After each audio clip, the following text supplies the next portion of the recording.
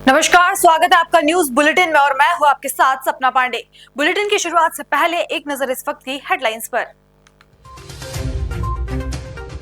जंगपुरा में आप और बीजेपी कार्यकर्ताओं के बीच नोकझोंक, मनीष सिसोदिया की पुलिस से हुई बहस। राहुल ने मां सोनिया गांधी के साथ निर्माण भवन में बने पोलिंग बूथ पर डाला वोट। अरविंद केजरीवाल ने लेडी इरविन स्कूल में परिवार के साथ डाला वोट। साउथ दिल्ली में पकड़े गए 2 फर्जी मतदाता किसी और की पर्ची पर डालने आए थे वोट। पीएम मोदी ने संगम में लगाई डुबकी, मंत्रोच्चार के बीच किया स्नान ध्यान। इस वक्त की बड़ी खबर दिल्ली से सामने आ रही है, जहां दिल्ली विधानसभा चुनाव के लिए वोटिंग जारी है। आपको बता दें, राजधानी की सभी 70 सीटों पर जारी मतदान शाम 6 बजे तक चलेगा और अब तक दिल्ली में सुबह 11 बजे तक 26% मतदान हो चुके हैं। इसी कड़ी में बड़ी हस्तियों ने सुबह जाकर मतदान किया, जहां एस जयशंकर ने भी मतदान किया और राहुल गांधी ने भी अपने परिवार के साथ वोट डाले। वहीं नतीजों की घोषणा 8 फरवरी को की जाएगी। इस वक्त की बड़ी खबर प्रयागराज से सामने आ रही है, जहां प्रधानमंत्री नरेंद्र मोदी पहुंचे प्रयागराज, जहां सीएम योगी आदित्यनाथ ने उनका स्वागत किया। आपको बता दें, पीएम मोदी ने महाकुंभ में आस्था की डुबकी लगाई और साथ ही गंगा पूजन भी किया। वहीं पीएम मोदी ने मंत्रोच्चार के बीच स्नान ध्यान किया। खबर उत्तर प्रदेश के नकुर से है, जहां भीम आर्मी और आजाद समाज पार्टी काशीराम द्वारा बहुजन संकल्प यात्रा की शुरुआत हुई। अनुशासन समिति डॉक्टर कृष्णा ब्रिजपाल ने फीता काटकर इस यात्रा का शुभारंभ किया। संतों महापुरुषों को नमन करते हुए आज की इस संकल्प यात्रा जो भाई राजन गौतम के नेतृत्व में शुरू हुई है, ये पूरे प्रदेश की जन जागरण यात्रा है, जो सहारनपुर से शुरू होकर सहारनपुर के विभिन्न विधानसभा क्षेत्रों, ब्लॉक, तहसील को होते हुए आगे निकलेगी। इस संकल्प यात्रा का जो महत्व है, हमारे इस बहुजन समाज, दलित, शोषित, पिछड़ा और अल्पसंख्यक समाज के अंदर जन जागृति पैदा करना है। इसमें सबसे जो अहम है, बाबा साहब डॉक्टर भीमराव अंबेडकर जी ने जो हमें वोट का अधिकार दिया, वो जानते हैं आप लोग कि बाबा साहब ने जो वोट का अधिकार दिया, हमें इस देश का शासक बनने के लिए दिया है। बाबा साहब ने जब ये वोट का अधिकार दिया तो उन्होंने कहा था कि ऐ मेरे दलित शोषित समाज के लोगों, अपनी दीवारों पर लिख लो कि मैं तुम्हें एक ऐसा रास्ता दे चला हूं जिसको आप संगठित होकर लड़ेंगे तो इस देश में शासन सत्ता आप लोगों के हाथ में होगी। उस समय लोगों ने मजाक उड़ा के हमारे पास तो घर ही नहीं है, क्योंकि हमारे आजादी से पहले टोकरों में घर हुआ करते थे। जो बड़े बुजुर्ग बताते हैं, और कुछ हमने भी देखा है कि हमारे भी बड़े पुरखे कभी उधर से उधर, कभी उधर से उधर चले गए, तो लोगों ने उस समय उस बात का मजाक बनाया था कि बाबा साहब हमारे पास तो घर ही नहीं। लेकिन आज वो बात सत्य साबित हो रही है। जो बाबा साहब ने वोट का अधिकार दिया था, उसे बहुत बड़े पैमाने पर मान्यवर कांशीराम साहब ने इस्तेमाल किया और उन्होंने इस्तेमाल करने के साथ दिखाया कि जो भारत देश का सबसे बड़ा सूबा है उत्तर प्रदेश, उसमें हमारी 4 बार की सरकार रही। लेकिन साथियों, बड़े दुख के साथ कहना पड़ता है कि 4 बार की सरकार और बहुमत की सरकार में जो मिशन वाले लोग थे वो अब पीछे हटाकर कमीशन वाले लोग ले लिए, और उसका हश्र आप लोगों के सामने है कि जब जब हमारे समाज के ऊपर जुल्म ज्यादती होती रही तो हमारे भीम आर्मी भारत एक कमीशन के नौजवान आगे आए और उन्होंने इस जुल्म और सितम से लड़ने के लिए लड़ाई का बीड़ा अपने कंधों पर उठाया और सरकार से भिड़ गए। और सरकार से भिड़ने के बाद उन पर मुकदमे भी लगे और बहुत बहुत मुकदमे लगे और टॉर्चर हुए। सभी भीम आर्मी भारत एकता मिशन के जितने भी जाबाज सिपाही थे, बहुत सौ को शारीरिक चोटें भी बहुत जबरदस्त लगी, जिनमें भाई चंद्रशेखर आजाद बार बार उसका उल्लेख करते हैं। लेकिन इसके बावजूद ये कारवां रुका नहीं। भीम आर्मी भारत एकता मिशन के जाबाज सिपाहियों की जब आवाज उठाने कोई नहीं पहुंचा तो ऐसे समय में फिर आजाद समाज पार्टी बनानी पड़ी। यदि हमारे इस समाज की आवाज कोई उठाता तो आज इस देश में बहुजन शासन होता। इसलिए आजाद समाज पार्टी को नए सिरे से जागृत बनाना पड़ा। साथियों, मैंने मान्यवर कांशीराम साहब के साथ सन 1982 से जुड़कर कार्य किया था और मैंने इस नकुड़ विधानसभा में 17,000 वोट लिए थे सन 1985 में, बहुजन समाज पार्टी से सबसे पहला चुनाव मायने रखता है 17,000। लेकिन नगीना की तरह हमने अपने समाज के लोगों का घर नहीं छोड़ा था जिसमें हम गए नहीं थे नकुड़ में, और उन्हीं लोगों ने हमें इतना सम्मान दिया था। कुछ हमारे पुराने साथी भी हैं, भाई रामपाल जी हैं और आज मुझे मिले हैं बहुत दिनों बाद। वैसे तो मिलते रहते हैं, लेकिन जब मैंने बताया इन्हें कि मैं आज आ रहा हूं तो ये भी उसमें हमारे साथ आए हैं। तो साथियों, मैं बताना चाह रहा था आप लोगों को कि आज फिर वही दौर, हम उसी जगह खड़े हैं जहां से हमने शुरुआत की थी। लेकिन भला हो भाई चंद्रशेखर आजाद का कि जो जज्बा उन्होंने भरा है, आज उसी जज्बे की जरूरत है। और आज आप देख रहे हैं कि चाहे वो सड़कों की लड़ाई हो या संसद की लड़ाई हो, आप लोगों की आवाज, बहुजन समाज की आवाज, जिसके ऊपर जुल्म ज्यादती होती है, चाहे वो किसी समाज की माताएं, बहनें, बच्चे, भाई हो।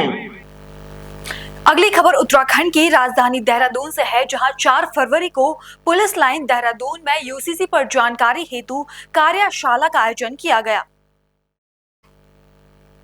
कार्यशाला का शुभारंभ महानिदेशक अभियोजन पीवी के प्रसाद और संयुक्त निदेशक विधि जीसी पंचोली द्वारा दीप प्रज्वलित कर किया गया।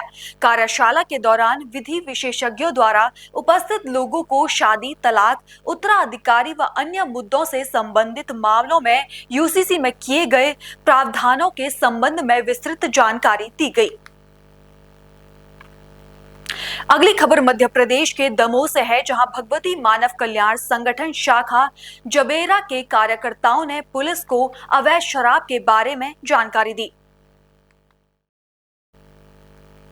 सूचना के आधार पर पुलिस ने कार्रवाई करते हुए तहसील जबेरा के ग्राम बमहोरी माला के 3 पेटी अवैध शराब सहित 2 आरोपियों को गिरफ्तार किया है। शराब पकड़ी है तो युवा वर्ग से पूछना चाहते हैं कि आज शराब पकड़ के आपको कैसा महसूस हो रहा है, क्या संदेश देना चाहते हैं समाज को? पहले तो सभी सनातनियों को भगवती मानव कल्याण संगठन की ओर से यही संदेश है कि जो आप पूरे जहर पहुंचा रहे घर घर मासूम बहनों के साथ, यह नशा जो आप देख रहे हो, ये नशा नाश की जड़ है, बहुत खराब है ये नशा। क्योंकि जो भाई बहन नशा करते हैं वो इंसान नहीं रह जाते, उनका मानसिक रूप से दिमाग खराब हो जाता है। फिर हमारी बहनों के ऊपर गलत अन्याचार और गलत व्यवहार करते हैं। किस वजह से? ये नशा। सरकार नहीं, सरकार किसी की मीत नहीं है। सरकार सिर्फ वोटें पड़ती हैं, 5 साल आते हैं, जैसे नजदीक आते हैं कि हाँ भैया चुनाव है, तुम्हारे दौरे आएंगे, 5 साल तक उनको खबर नहीं है, जनता मरे और चाहे जिए। तो आप सभी देशवासियों से एवं जवेरा क्षेत्र के सभी नागरिकों से निवेदन है कि देखो ये युवा रात रात जगकर अपने मासूम परिवार को छोड़कर राष्ट्र रक्षा मानवता की सेवा में अपना एक एक तन लगा रहे हैं। आप सभी क्षेत्रवासियों से निवेदन है भगवती मानव कल्याण संगठन के साथ कदम से कदम मिलाकर चलें और नशे मुक्ति अभियान में जहां भी ये अवैध कारोबार है उसको पकड़ के हमारी सहयोग करें। और हमारे एक और प्रदेश ब्लॉक के प्रदेश नशा मुक्ति अवैध मोर्चा के ब्लॉक अध्यक्ष हमारे भैया जी के उपलक्ष्य में युवाओं ने सभी साथियों का इनका अच्छा सहयोग रहा। हमारे जिला अध्यक्ष के उपलक्ष्य में सबने मिलकर आज यह 3 पेटी अवैध शराब रोड बनवार एवं बमोरी के बीच में पकड़ी है। यही संदेश है कि स्वच्छ रहें, साफ रहें, लेकिन नशा से दूर रहें। क्या नाम है आपका? हमारा नाम छोटू रेकवार, शक्ति कार्यालय भगवती मानव कल्याण संगठन। ठीक है। आज भगवती मानव कल्याण संगठन के सदस्यों ने यह अवैध शराब पकड़ी है। कहाँ से आ रही थी, कहाँ जा रही थी शराब? या बमोरी से ले जा रहे थे, सकरा साइड ले जा रहे थे। अच्छा, कितनी पेटी? 75 पाव प्लेन है, 75 पाव लाल मसाला है, 3 पेटी। अच्छा, गांव ले जा रहे थे। हाँ। तो ये शराब है जो गांव में जाती है, इससे क्या प्रभाव पड़ता है समाज में? इससे जो आने वाली पीढ़ी है पूरी बर्बाद हो रही है, माँ बहनें परेशान हो रही है। युवा पीढ़ी जो पी करके बहुत परेशान करते हैं, पूरी समाज इससे बर्बाद हो रही है। इसलिए भगवती मानव कल्याण संगठन हर दिन हर समय इस अवैध कारोबार को रोकता है, इस शराब जैसी बुराइयों को बंद करना चाहता है। यह भगवती मानव कल्याण संगठन का लक्ष्य है। क्या नाम है आपका? हमारा देव सिंह। क्या नाम है तुम्हारा? राहुल राजपूत। पिताजी का क्या नाम है? सत्येंद्र से राजपूत। रहने वाले कहाँ की हो? कटंगी। कटंगी। कौन सी कटंगी? यही कटंगी। छोटी कटंगी, बड़ी कटंगी। जिला कौन सा है? जबलपुर। जबलपुर। ये शराब कहाँ से ला रहे थे? दुकान से। कौन दुकान? बमोरी। कहाँ ले जा रहे थे? क्षेत्र में ले जा रहे थे। अच्छा, आपका क्या नाम है? राजा राय। पिता का नाम क्या है? संतोष राय। अच्छा, निवासी कहाँ के हो? हिमलिया। कितनी पेटी? हिमलिया। अच्छा, जिला कौन सा है? कटनी। शराब कितनी है ये? 3 पेटी। कहाँ से लाए थे? बमोरी दुकान। ले कहाँ जा रहे थे? क्षेत्र में ले जा रहे थे। अच्छा, किस चीज से ले जा रहे थे? बाइक से। कौन सी मोटरसाइकिल? हीरो डिलक्स है। हमारा पीछा तो नहीं है। किसी ने मारा पीटा तो नहीं है आपको? नहीं। बड़ी खबर उत्तर प्रदेश के मुजफ्फरनगर से आ रही है, जहां मुजफ्फरनगर के छपार थाना क्षेत्र में हुआ बड़ा हादसा। हाई टेंशन तार की चपेट में आकर मजदूर व्यक्ति की हुई दर्दनाक मौत। दूसरा मजदूर व्यक्ति गंभीर रूप से झुलसा। लोहे की सीढ़ी हाई टेंशन तार से लगने से हुआ हादसा। नेशनल हाईवे 58 पर एचपी पेट्रोल पंप के पास हुआ हादसा।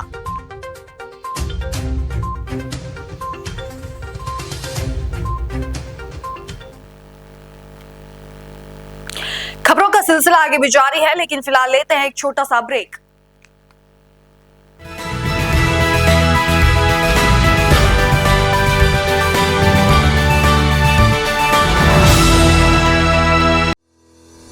रोजगार डेवलपर्स, a unit of रोजगार डेवलपर्स एंड प्राइवेट लिमिटेड। घर वहीं जहां हो आपका भरोसा। पिछले 15 सालों से आपके सपनों का घर हमारी प्रतिबद्धता। रोजगार डेवलपर्स का पता है शिमला बाईपास रोड, गणेशपुर, देहरादून। रोजगार डेवलपर्स से संपर्क करने के लिए अभी डायल कीजिए 9897054026 पर या 8433207910 पर।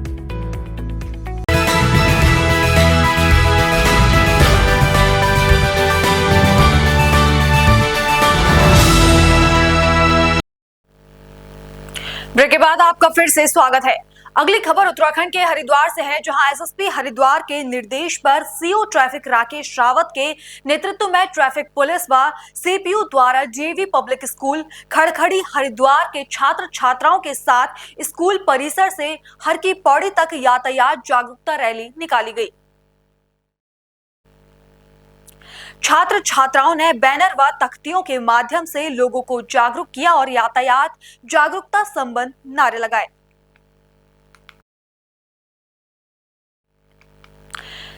खबर उत्तर प्रदेश के फिरोजाबाद से है, जहां अपर पुलिस महानिदेशक आगरा जोन द्वारा जनपद के ग्राम पहरियों को ट्रैक सूट व गरम कैप वितरित किए गए। इस अवसर पर उनके द्वारा पुलिस लाइन में बहुउद्देशीय हॉल का फीता काटकर उद्घाटन भी किया गया। जो गोष्ठी थी उसमें सभी लोगों को सम्मानित किया गया, विवेचकों को और तमाम वकील और तमाम लोगों को। किस तरह का पुलिस कार्यक्रम अधीक्षक फिरोजाबाद द्वारा आज यहाँ पर एक कार्यक्रम आयोजित किया गया, जिसमें फिरोजाबाद पुलिस लाइन में जो बहुउद्देशीय नवनिर्मित हॉल है उसका उद्घाटन हुआ। ये एक बहुत बड़ा एसेट, सभी तरह के कार्यक्रम वहाँ पर हो सकते हैं। ये एक इंडोर हॉल है और इसकी कैपेसिटी बहुत अच्छी है, गुणवत्ता भी इसकी बहुत अच्छी है। इसी हॉल में आज हमने एक ऑपरेशन कन्विक्शन के तहत कार्यक्रम भी अटेंड किया, जो पुलिस अधीक्षक द्वारा यहाँ पर आयोजित किया गया था। इसका उद्देश्य ये था कि हमारे जो अभियोजन के केसेस हैं उनको किस तरह से पैरोकारिता करते हुए हम फास्ट ट्रैक करते हैं और उसमें अपराधियों को सजा दिलाने में सफल होते हैं। उस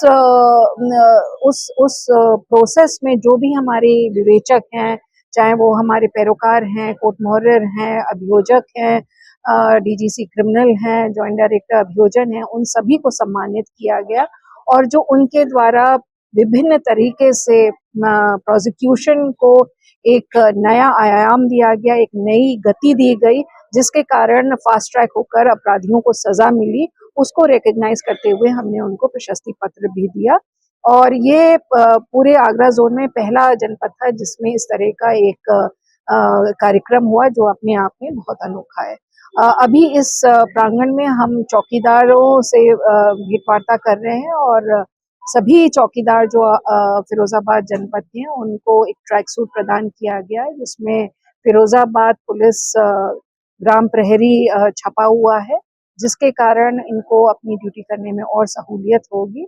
और इस तरह के छोटे बट बहुत मीनिंगफुल प्रयास जनपदीय पुलिस द्वारा की जा रही है, कि जिसके मैं काफी सराहना करती हूँ। अगली खबर उत्तर प्रदेश के चंदौली से है, जहां प्रयागराज जा रही श्रद्धालुओं की टेम्पो ट्रेवल गाड़ी को ट्रेलर ट्रक ने पीछे से टक्कर मार दी। ट्रेलर ट्रक की टक्कर से बस छिटककर हाईवे के किनारे पलट गई, जिससे उसमें सवार 2 महिलाओं की मौत हो गई और 1 दर्जन लोग घायल हो गए। जो हमें जानकारी प्राप्त है उसके हिसाब से आरटी चंदौली के पास एक ट्रक ने एक बस को टक्कर मारी और जिसमें करीब 12 लोग हमारे पास घायल अवस्था में लाए गए, जिसमें 5 पुरुष 5 महिलाएं और 2 बच्चे थे और 2 उसमें सीरियस थे, जिनको एक पुरुष एक महिला, जिनको प्राथमिक उपचार के बाद बीएचयू ट्रॉमा सेंटर रेफर किया गया। और जो जानकारी प्राप्त है उसके हिसाब से 2 महिलाएं अलग से वहीं पे मृत हो गई थी, जिनको शव को पोस्टमार्टम हाउस में रख दिया गया। जानकारी मिल पाई कौन लोग थे, कहाँ जा रहे थे? जो जानकारी उनके परिवारजनों से प्राप्त हुआ, उनके हिसाब से वो पटना से कुंभ नहाने प्रयागराज जा रहे थे। अगली खबर उत्तर प्रदेश के अलीगढ़ के थाना सासनी गेट जयगंज मार्केट से है, जहां मामूली कहासुनी में दोस्त ने ही दोस्त को गोली मार दी और फरार हो गया। सूचना पर पहुंची पुलिस ने घायल को जिला अस्पताल उपचार के लिए भेजा, जहां पर डॉक्टरों ने उसकी गंभीर हालत देखते हुए उसे मेडिकल कॉलेज रेफर कर दिया। जी, कुछ स्थानीय निवासी लोग जो है रंग महल थाना सासनी गेट से एक व्यक्ति जो कि सोनू यादव उम्र 40 साल पुरुष को लेकर आए थे घायल अवस्था में। बताया जाता है कि उनको छाती में गोली लगी थी। उनको लाते ही जैसे वो लेकर आए, हम लोगों ने उनको प्राइमरी एड देखते ही जेएनएमसी में रेफर कर दिया था। क्या नाम है? डॉक्टर गजेश। क्या नाम है आपका? संगीता यादव। संदीप यादव। क्या हुआ है? कुछ नहीं, घर पे थे, दूध लेने जा रहे थे, दूध लेके गए, मुझसे बोले कि मैं दूध लेके आ रहा हूँ। 2 मिनट नहीं हुई, वो घर पे भी नहीं आए पाए, तब तक तो वहाँ के बच्चे भगे भगे आते हैं मोहल्ले के, वो बताते हैं डैडी बिका सक्सेना ने कृष्णा भैया में चाचा में गोली चला दी। मेरे पति बेटे को बताने के चक्कर में बेटे के चूकर निकल गई, उसके लगी है छोटे बेटे के, पति के तो गोली मार दी, उसमें गोली लगी है मेरे पति के। यहाँ से 3 चाहती थे लगी है बिल्कुल यहाँ पे। नहीं, कोई रंजित नहीं थी तरफ से, तो वो घर पे मेरा कोई नहीं है, वो पड़ोसी भी नहीं है मेरा, तो बहुत गली के एक पल्लिंग रहता है दूसरी गली पे। बाजार में कोई विवाद नहीं था तरफ से, वो घर में बैठा के क्या करता है, काम धंधा कुछ करता नहीं है, जुआबाजी घर में इतने जुआ खेलता है, दिन रात जुआ खिलाता है और सट्टेबाजी करता है, फिरौती करता है, बाजारों मांगता है। और एक बार तो मैं भी गई थी, वहाँ से उधर से निकल के आ रही तो मुझे उसने गाली पकी थी, क्योंकि उसके बेटे ने मेरे बच्चे थे मतलब ऐसे ही गाली और कर दी हुई, तो मैं उसकी माँ से कहने गई थी। और अभी भी गई थी, सर भी थे, पुलिस वाले सारे साथ में, उनके सामने उसके लोग बदतमीजी कर रही थी मुझसे। घटना कहाँ पर अंजाम दिया, कहाँ को? उसने वहाँ पे अपनी गली के बाहर आके रंग महल सातनी गेट, मैं जयगंज की उधर, मैं पठान मोहल्ला। अब कहाँ पर क्या चल रहा है? मेडिकल में मलकान सिंह ले गए थे, पहले वहाँ से रेफर कर दिया मेडिकल में। पुलिस आई है पता नहीं है सर, मुझे मेरे तो आगे पीछे कोई नहीं है, मेरे छोटे छोटे 2 बच्चे हैं, मुझे तो बस कानून से वो चाहिए, मेरे बच्चे की जान बचाओ, उसको कार्रवाई करो, उससे उसके बच्चों पे भी पे दोनों पे। बड़ी खबर उत्तर प्रदेश के आगरा से है, जहां आगरा ताज महोत्सव में दिखेंगे नामचीन कलाकार। बता दें कि मालिनी अवस्थी जस्सी गिल श्रद्धांजलि फरवरी से 27 फरवरी तक चलेगा ताज महोत्सव। ताज व्यू गार्डन बटेश्वर में आयोजित होंगे मुख्य सांस्कृतिक संध्या कार्यक्रम। शिल्पग्राम फतेहपुर सिकरी में भी होंगे कार्यक्रम आयोजित।